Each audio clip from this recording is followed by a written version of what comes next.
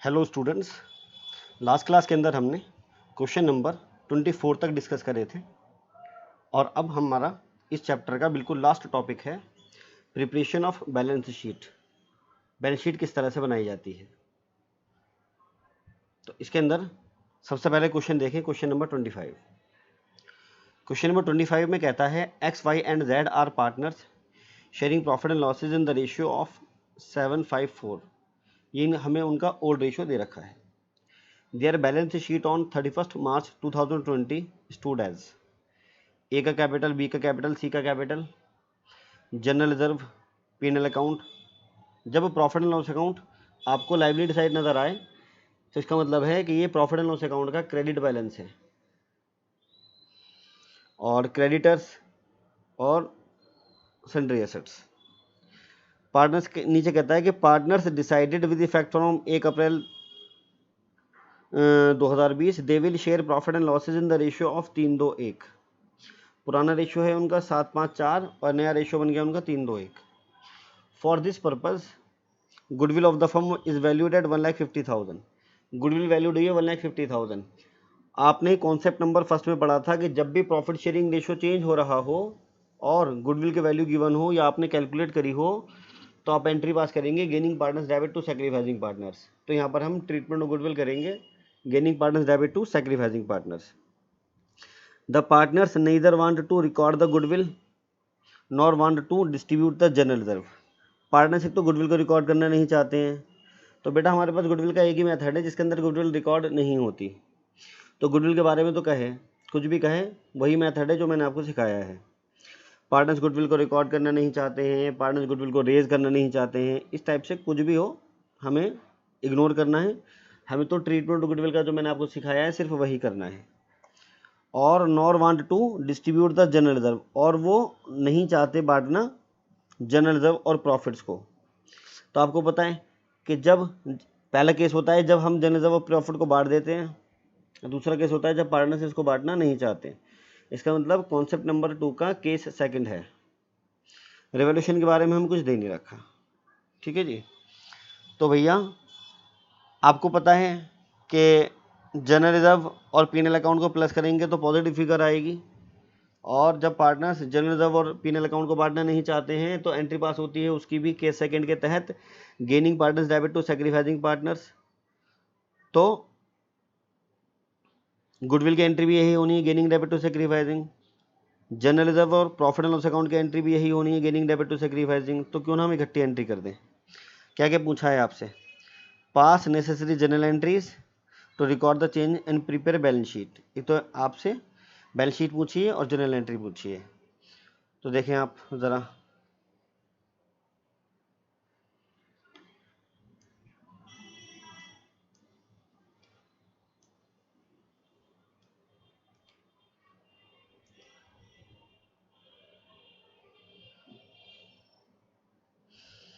Question number 25। पहले हमने heading डाली जनरल एंट्रीज,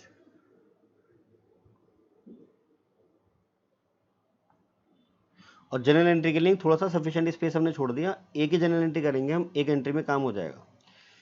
फिर हमसे मांगिए बैलेंस शीट।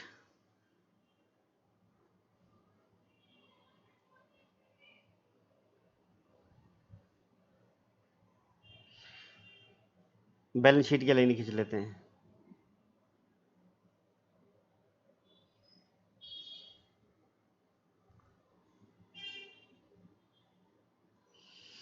और उसके बाद हम वर्किंग नोट बनाते हैं। Working node first,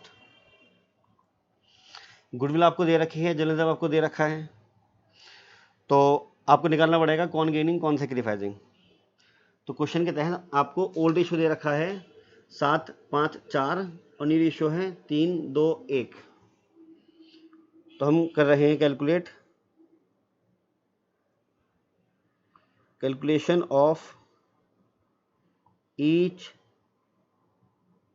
partners gain oblique sacrifice.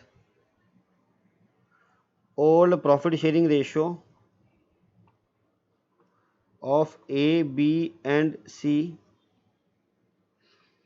Sorry X Y Z है, एक्स वाई एंड जेड इनका ओल्ड रेशियो दे रखा है आपको 7-5-4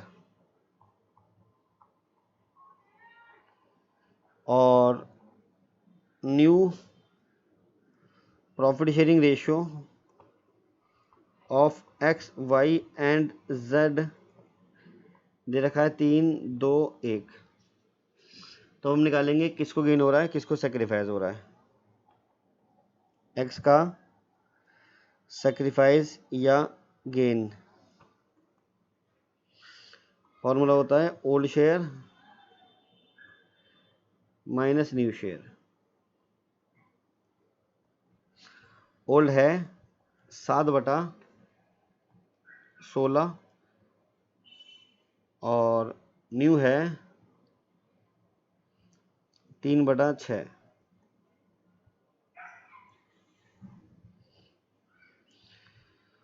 16 और 6 का आप एलसीएम लेंगे तो ये बैठेगा 48। 16 का बार 48 में 3 बार, 3 7 21, 6 का बार 48 में 8 बार, 8 3 24, -3/48 माइनस में है तो इसका मतलब ये गेन है। वाइज सेक्रीफाइसिंग ऑब्लिक गेन, इसका ओल्ड है 5/16, न्यू है 2/6। एलसीएम 48 आया। 16 का बार 48 में 3 बार, 3 पंजे 15, 6 का बार 48 में 8 बार, 8 दूनी 16, -1/48, इसको भी गेन आया। अब आ जाओ तीसरे पार्टनर की तरफ। जेड का सेक्रीफाइसिंग ऑब्लिक गेन, ओल्ड है इसका 4/16, न्यू है 1/6। एलसीएम 48 आया। 16 का बार 48 में 3 बार, 3 चौक 12, 6 का बार 48 में 8 बार, 8 एकम 8, 4/48, इसका सेक्रीफाइस आया। तो इसको आप ऐसे भी कह सकते हैं कि 4 से काट दो इसको, 1/12 का सेक्रीफाइस। और जो ऊपर आपने ये लिखा था 3/48, इसको कह सकते हैं 1/16, 3 से काट दिया, ये गेन है। तो एंट्री पास करनी होती है गेनिंग डेबिट टू सेक्रीफाइसिंग। अब देखो गुडविल की एंट्री तो ये पास करेंगे ही हम, गेनिंग डेबिट टू सेक्रीफाइसिंग। तो एक छोटा सा हमने स्टेटमेंट और बनाया, calculation of net adjustable amount. तो एक तो गुडविल दे रखी है आपको, तो गुडविल की एंट्री तो ये होती ही है gaining debit to sacrificing. Goodwill आपको दे रखी है भैया 1,50,000, और क्योंकि इनको जनरल रिजर्व और पेनल अकाउंट बांटने नहीं है तो उसकी एंट्री भी तो यही होगी ना, गेनिंग डेबिट टू सेक्रीफाइसिंग, उसको भी प्लस कर दो। जनरल रिजर्व है 65,000,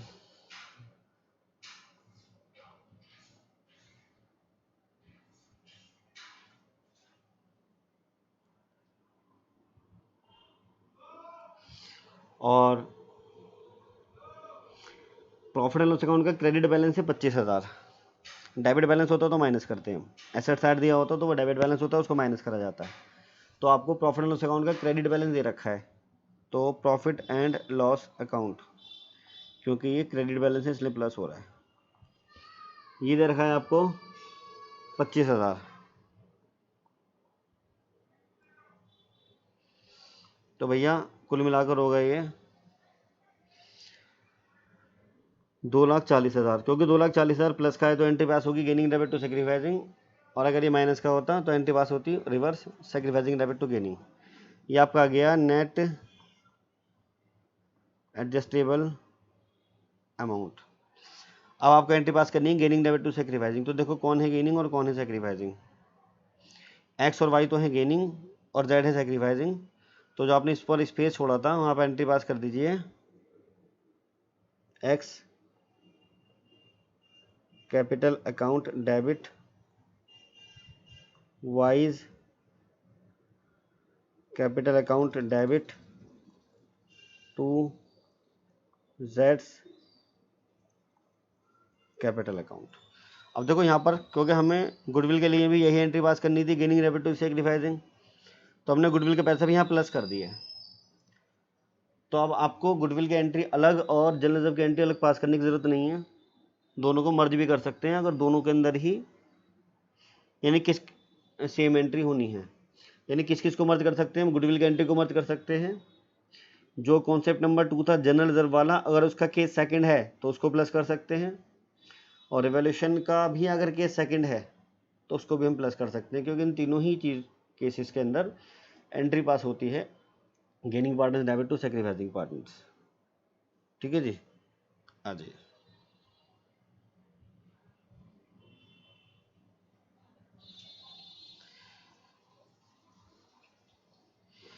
अब 2,40,000 है। एक्स को देखो जी कितना गेन हो रहा है, 1/16। एक्स को गेन हो रहा था 1/16, तो आप क्या करेंगे यहाँ पर 2,40,000 का गुणा करेंगे 1/16 से। वाई को कितना गेन हो रहा है? वाई को गेन हो रहा है 1/48 का। तो आप 2,40,000 की गुणा करेंगे 1/48 से, और z को सेक्रीफाइस हो रहा था कितना 1/12 का। 2,40,000 की गुणा करेंगे 1/12 से, इस तरह से एंट्री पास करते हैं। तो यानी 240 डिवाइडेड बाई 16, ये आ गया भैया 15,000। तो ये डेबिट होगा 15,000 से। 240 डिवाइडेड बाई 48, ये 5,000 से, और 240 डिवाइड बाई 12, ये 20,000 से। इसमें गुडविल का भी एसेंस आ गया और इसके अंदर जनरल रिजर्व और पीनल अकाउंट का भी एसेंस आ गया। अलग अलग एंट्री पास करने की जरूरत नहीं है। Being adjustment made for goodwill general reserve and profits on change in profit sharing ratio. अच्छा, एंट्री तो हो गई, अब हमें बनानी है बैलेंस शीट। और बच्चों बैलेंस शीट बनाने के लिए कैपिटल अकाउंट का बनना ज़रूरी होता है। तो वर्किंग नोट के अंदर हम कैपिटल अकाउंट बनाते हैं। ये हमने बनाया वर्किंग नोट 2, क्योंकि कैपिटल अकाउंट वर्किंग नोट में हम क्यों बना रहे हैं? क्योंकि कैपिटल अकाउंट हमसे क्वेश्चन में मांगा तो है नहीं, फिर भी बनाना पड़ रहा है, इसलिए हम इसको वर्किंग नोट में बना रहे हैं। यानी जिन चीज़ों को मांगा ना हो फिर भी आपको बनानी पड़े तो उसको वर्किंग नोट के अंदर आप बनाते हैं। 3 पार्टनर्स हैं यहाँ पर आपके पास।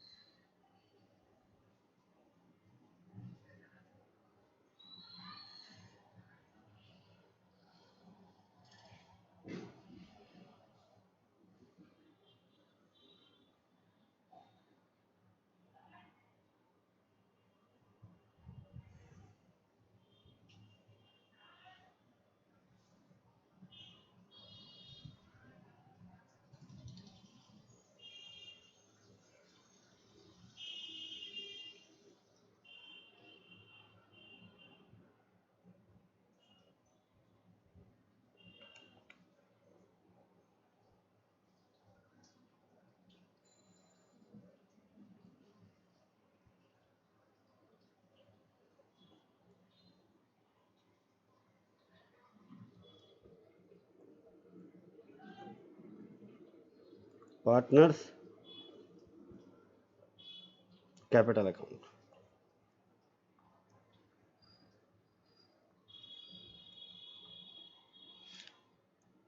कैपिटल अकाउंट के बैलेंस हमें क्वेश्चन में दे रखे हैं 210, 150, 120।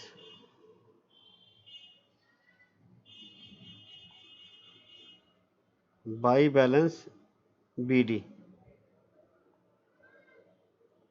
210,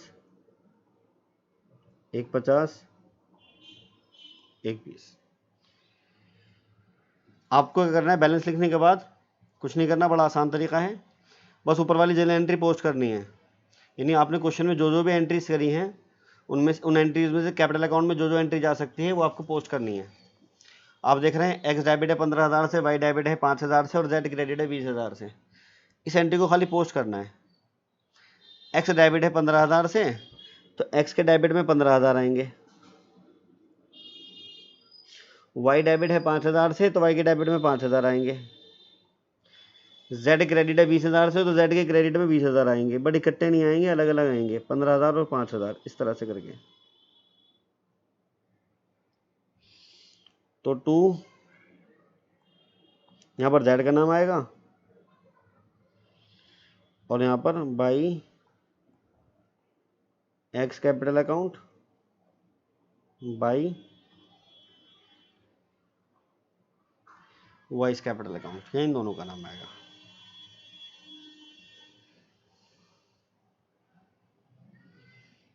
बस जी। अब अगर मान लो जनरल रिजर्व का केस फर्स्ट होता कि उनको जनरल रिजर्व बांटना है, तो आपने उसकी जनरल एंट्री भी पास करी होती, तो वो एंट्री भी आप पोस्ट कर देते। फिलहाल वो एंट्री है नहीं।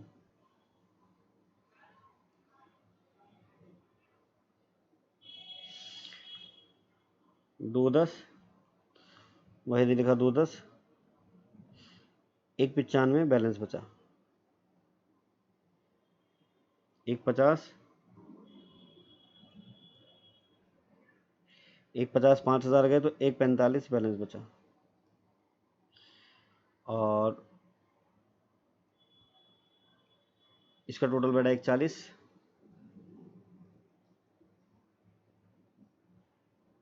140 टू बैलेंस CD। अब आपको ये वाले जो कैपिटल निकल कर आए ये वाले कैपिटल लिखने हैं कैपिटल अकाउंट के अंदर। एक्स का 195, वाई का 1,45,000 और जेड का 1,40,000।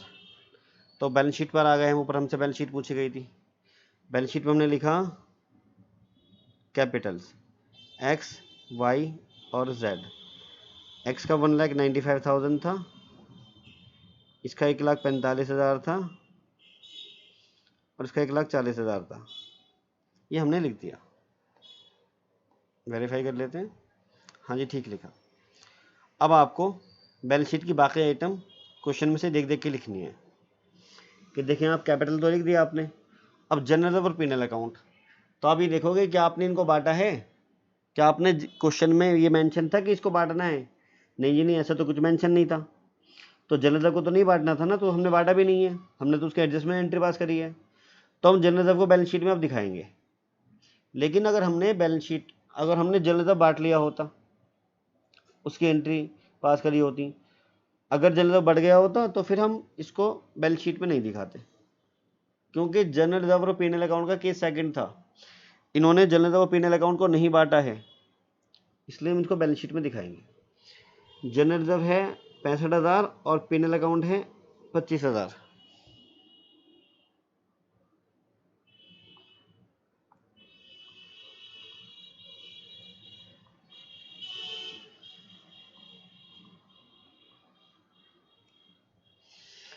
क्रेडिटर्स के बारे में कोई जानकारी नहीं थी, ऐसे की ऐसे लिख दो 1,30,000।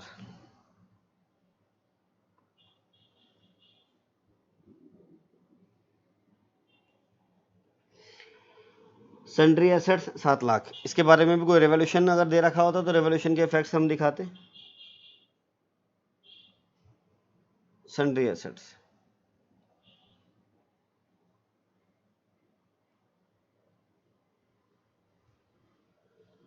7 लाख,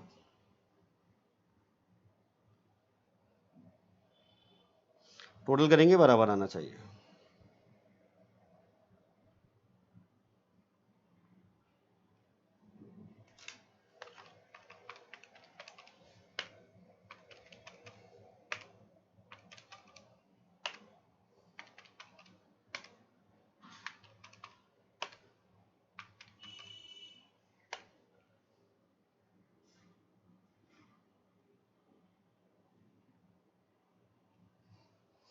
हाँ जी, ये हमारा क्वेश्चन हो गया। तो हमसे क्वेश्चन में क्या क्या पूछा था, एक तो जनरल एंट्री पूछी थी, हमने जनरल एंट्री पास कर दी, हमसे बैलेंस शीट मांगी थी, हमने बैलेंस शीट बना दी, और जो जो चीज़ें हमसे नहीं मांगी थी वो भी बनानी पड़ी, वो हमने वर्किंग नोट में बनाई। पहले तो हमने ये निकाला कि किसको प्रॉफिट हो रहा है, किसको लॉस हो रहा है, फिर हमने नेट एडजस्टमेंट अमाउंट निकाला, फिर हमने कैपिटल अकाउंट बनाया वर्किंग नोट में। हाँ, यहाँ पर आप एक अल्टरनेटिव ट्रीटमेंट भी कर सकते थे इसका। जो आपने वर्किंग नोट फर्स्ट बनाया ना, तो इस वर्किंग नोट फर्स्ट बनाने से आप बच सकते थे। आप 2,40,000 से ना शॉर्टकट पास कर देते। शॉर्टकट क्या होता है, शॉर्टकट सिखा देता हूँ। या तो वर्किंग नोट फर्स्ट बनाने से बच सकते थे आप, और आप अल्टरनेटिवली शॉर्टकट लगा सकते थे। शॉर्टकट तो हम बोलते हैं, वो भी वर्किंग नोट ही बनता।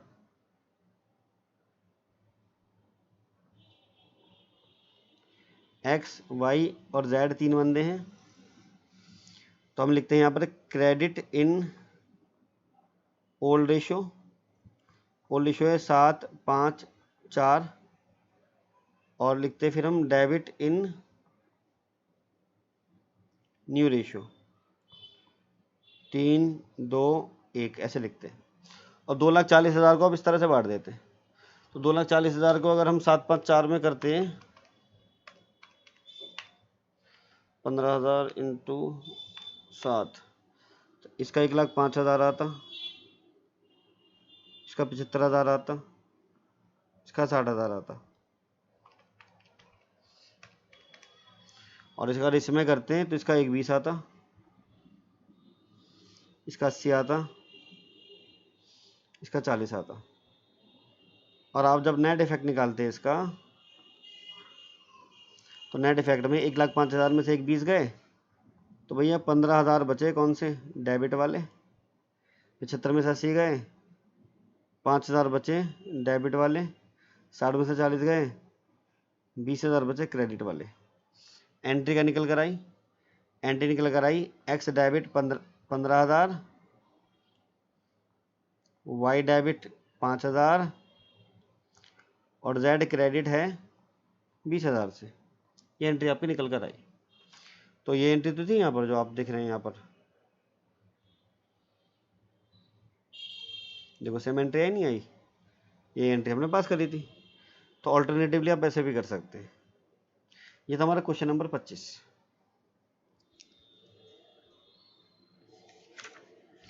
क्वेश्चन नंबर 25 के बाद अगला क्वेश्चन देखते हैं।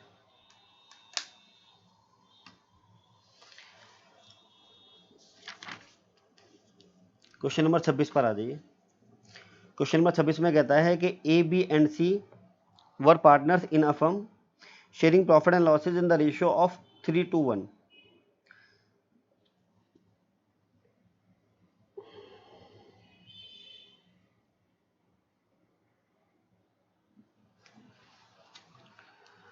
Question number 26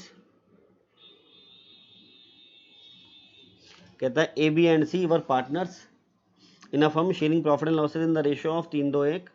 there balance sheet as on 31 March 2015 was as follows. Balance sheet में दे रखा है भैया creditors, bills payable, general reserve, capital account ए, बी, सी। जब भी आप जनरल रिजर्व देखो ना, तो ये सोचना कि पता नहीं आप क्वेश्चन में क्या दे रखा होगा। अगर कहेगा बांट लेंगे, तो एंट्री पास होगी general reserve debit 2A, 2B, 2C। और कहेगा नहीं बांटना, तो एंट्री पास होगी गेनिंग डेबिट टू सेक्रीफाइसिंग। इधर एसेट साइड में land, building, plant, stock, debtor, bank. From 1 April 2015 A, B and C decided to share profit equally. For this it was agreed that. इनका जो new ratio है वो equally है। पुराना ratio था इनका 3:1, नए रेशियो इनका इक्वली है। कह रहा है इट वॉज एग्रीड दैट, क्या कहता हुआ है कि goodwill is to be firm, goodwill of the firm is to be valued 1,50,000। तो गुडविल से तो एंट्री पास होगी, gaining debit to sacrificing. Land will be revalued at 80,000 and building depreciated by 6%। ये रिवोल्यूशन का दे रखा है, रिवोल्यूशन का। अब ये भी देखना पड़ेगा कि यहाँ रिवोल्यूशन का केस फर्स्ट है कि केस सेकंड है। रिवोल्यूशन का अगर केस फर्स्ट होगा, केस फर्स्ट कौन सा था, जब पार्टनर्स फर्म की बुक्स में नई वाली वैल्यू दिखाना चाहते हैं, तो ऐसी स्थिति में एक तो रिवोल्यूशन अकाउंट बनेगा और एंट्री पास होंगी। और अगर बोलेगा कि वो नहीं जी नहीं, नई वैल्यू दिखाना नहीं चाहते, पुरानी वैल्यू पे ही टिके रहना चाहते हैं, इन दैट केस अगर प्रॉफिट आता है रफली, हम एक वर्किंग नोट में प्रॉफिट निकालेंगे, प्रॉफिट आता है तो एंट्री पास होगी गेनिंग डेबिट टू सेक्रीफाइसिंग, और लॉस आता है तो एंट्री पास होगी sacrificing debit to gaining. Correct, creditors of 6000 were not likely to be claimed and hence should be written back, ये भी आपको रिवोल्यूशन दे रखा है। प्रीपेड रिवोल्यूशन अकाउंट है तो रिवोल्यूशन अकाउंट बनाना है, तो आप रिवोल्यूशन अकाउंट बनाएंगे और उसकी फिर 3 जनरल एंट्री पास कर देंगे, और partners capital account and balance sheet of the reconstituted firm. तो एक तो रिवोल्यूशन अकाउंट बनेगा, रिवोल्यूशन की एंट्री पास कर देंगे। जनरल रिजर्व के बढ़ने के बारे में कुछ नहीं कह रहा, तो हम बांट लेंगे, उसके एंट्री पास कर देंगे general reserve debit to A to B to C, और गुडविल की एंट्री पास करेंगे गेनिंग डेबिट टू सेक्रीफाइसिंग। और फिर एक कैपिटल अकाउंट बनाएंगे हम, और कैपिटल अकाउंट के अंदर जो जो जनरल एंट्री हुई है ना, वो जनरल एंट्री उनमें से जो जो एंट्री कैपिटल अकाउंट के अंदर जा सकती होगी वो कैपिटल अकाउंट में ले जाएंगे, और फिर हम कैपिटल अकाउंट को बैलेंस करके बैलेंस शीट बनाएंगे। इस क्वेश्चन को घर से ट्राई करना, और अगर नहीं आता तो फिर आप मुझसे डिस्कस करना। Question number 27।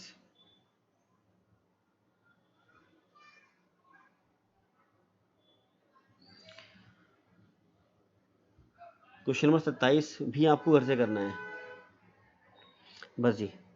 क्वेश्चन नंबर 27 से ट्राई करना, और हम क्लास इसी प्रॉब्लम्स के साथ डिस्कस कर लेंगे।